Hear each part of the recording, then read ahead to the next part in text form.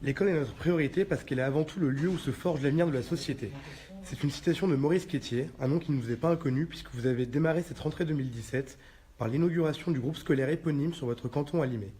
Alors Madame Dumoulin, comment s'est passée cette rentrée 2017 ? Bonjour, la rentrée 2007 s'est extrêmement bien passée. C'est vrai que samedi dernier, à Limay, de nombreux parents, élèves étaient déjà, et j'ai pu voir toute l'impatience qu'il y avait à pouvoir rentrer dans de beaux locaux. Et c'est vrai que de pouvoir avoir une nouvelle école, ça motive pour rentrer donc, dans les Yvelines. Il n'y a pas eu de nouveaux collèges à inaugurer, et par contre, on a des chiffres en légère augmentation. 80 200 collégiens ont pris le chemin de l'école. Et même s'ils n'ont pas eu des nouveaux collèges, il y a eu pas mal de travaux qui ont été réalisés dans ces collèges. Voilà. Alors si l'école doit être notre priorité, que fait le département au quotidien pour créer les meilleures conditions d'études ? Alors, le département est compétent pour la construction, l'entretien, la restauration, l'équipement informatique des collèges. Donc pour ce qui concerne les bâtiments, pour les nouveaux collèges que nous allons construire, pour l'instant, il n'y en a qu'un seul, c'est le collège innovant de Mantes-la-Jolie, en attente du nouveau PPI, plan de programmation d'investissement pluriannuel, qui sera dévoilé à la fin du mois, à la fin de l'année. Voilà. En parallèle à ça, on rénove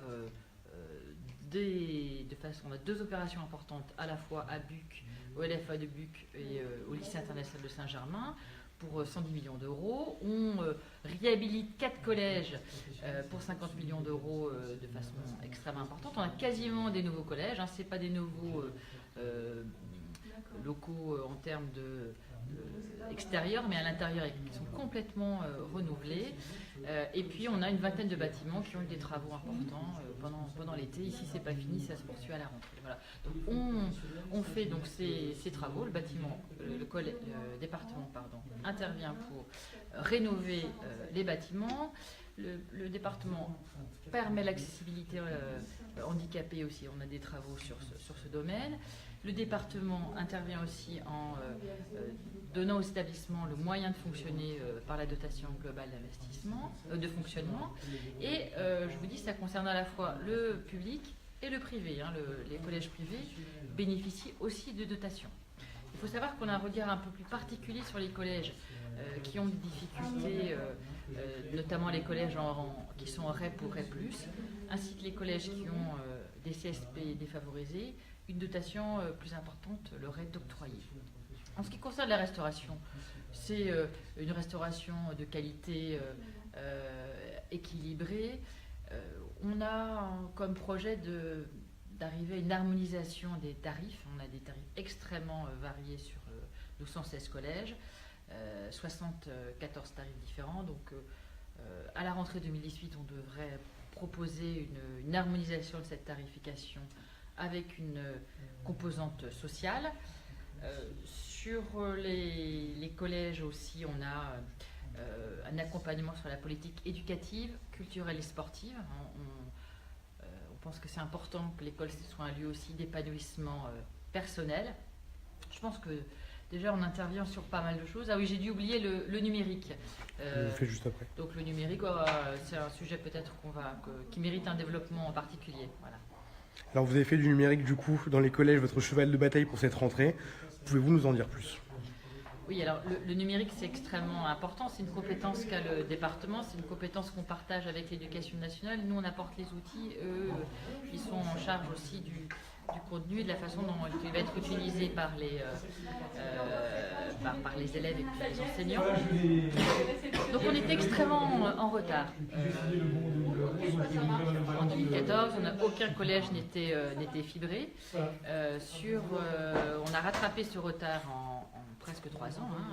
À la rentrée 2017, l'ensemble des collèges sont raccordés à la fibre optique, donc un débit extrêmement important qui leur permet d'utiliser cet outil dans de très bonnes conditions. Donc on a renouvelé aussi les ordinateurs et les TNI pour arriver à une harmonisation de l'équipement dans l'ensemble de nos collèges. On a mis à disposition aussi un environnement numérique de travail avec des ressources notamment une aide pour le devoir scolaire. Ça, c'est extrêmement important pour les enfants, hein, via l'ENT, de pouvoir progresser dans les domaines où il en a besoin. Les projets tablettes, à la fois des projets de tablettes individuelles et de tablettes qui restent en classe. Le projet de tablettes individuelles, cette année, c'est 18 collèges publics, 4 collèges privés, dont les élèves possèdent une tablette individuelle, c'est-à-dire qu'elle leur est propre, ils la ramènent chez eux et ils peuvent travailler avec les enseignants qui le souhaitent. Ça, c'est nous, on apporte les tablettes et l'Éducation nationale et l'EDAN se charge de la formation des enseignants et l'encadrement des enseignants. Et puis, on permet aussi aux collèges qui ne sont pas retenus de pouvoir participer à cette transformation du numérique en ouvrant un appel à projet. Et donc, les collèges qui le souhaitent peuvent disposer de classes mobiles. Donc, les classes mobiles, c'est des tablettes qui restent en classe.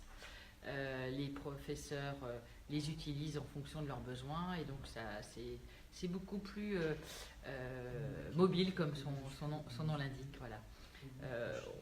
On a une attention particulière pour les élèves qui ont un handicap. Je vous ai parlé tout à l'heure de l'accessibilité handicapée.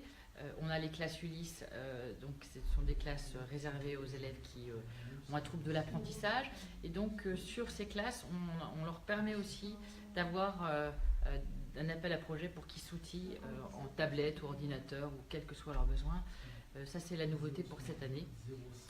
Et on renouvelle encore le festival robotique pour la 3e année. Cette année, ce seront 11 projets, donc 11 classes qui participeront à un concours.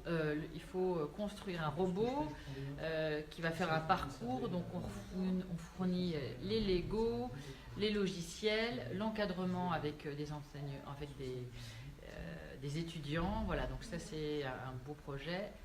Cette année aussi, sur le handicap, 3 classes seront des classes qui viennent d'Ulysse. Voilà, donc vous voyez, on essaie d'être à la fois équitable, c'est-à-dire sur l'ensemble du territoire, innovant, et puis on met à disposition du matériel à la demande des enseignants, parce que vous savez que si on donne simplement du matériel, s'il n'y a pas un projet derrière, il ne sera pas utilisé.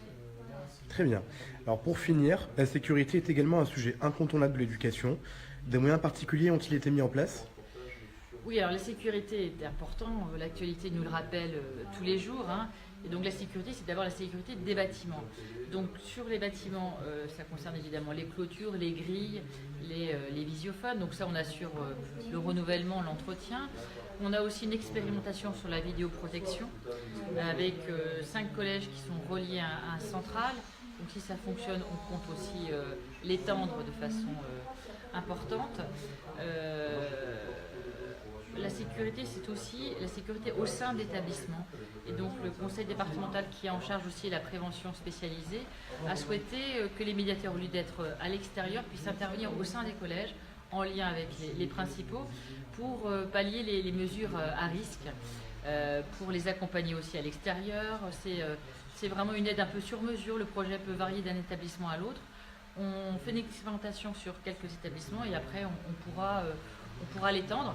Le principe étant vraiment de tester, hein, on a cette volonté de tester, de voir si ça fonctionne ou pas, et puis de pouvoir l'étendre aux établissements qui le souhaitent. Donc, vous voyez, pour cette rentrée 2017, hein, des innovations, de la poursuite d'action, de l'amplification de ce qu'on fait, avec un budget extrêmement important, parce qu'une politique, on ne peut pas parler de politique si on n'a pas les moyens de le faire. Donc cette année, un budget de 139 millions d'euros, hein, un budget d'augmentation de plus 10% pour cette année. Ça montre que le conseil départemental veut vraiment investir en l'avenir, et c'est le sens aussi du conseil départemental et le sens de mon action en tant que vice-présidente en charge des collèges. Eh bien, merci beaucoup Madame Dumoulin et bonne rentrée. Merci.